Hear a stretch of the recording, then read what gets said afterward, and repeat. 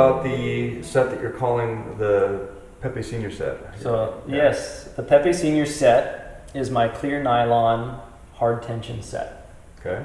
And my dad is always, I think any guitarist is always playing with strings. Mm-hmm. So we were talking with Lobella about the way strings used to be and the way they are now. And my father had been going in recently to my grandpa's stash of strings, which are very old. And I was like, Dad, what are you doing with these old strings? Why are you even looking at that? Uh-huh. And he kept insisting that there's something about these old strings that was different. And so we had a meeting with Richard at Lobella, and he was asking, Richard, why do I like the way strings work? What happened? And Richard said, well, actually nylon had a different formula. Uh-huh. So different recipe. A different recipe. Okay. Now the nylon is more clear. Uh-huh. It's more slick.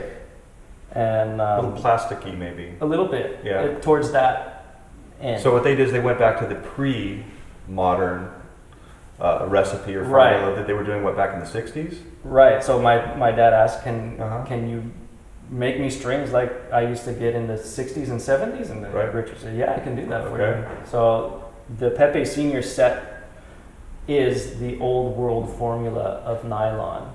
Okay. Again, balanced by him. Uh-huh. And it's only it's the hard tension set. That formula couldn't be brought back in low tensions. Okay. So it's a hard tension, not as hard as the fluorocarbon set. Okay. If you look at the string in the light, Uh-huh.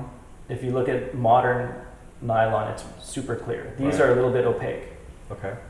They're smooth to the touch, but they don't feel slippery and slick. So when you're playing, the drawback to me in a hard tension clear nylon is they're a little slippery under my fingers.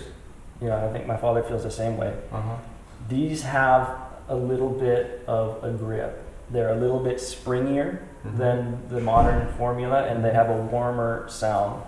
Mm-hmm. If you think back to that time, you think about that warm Spanish sound, and the strings that people were using have something to do with that. Right.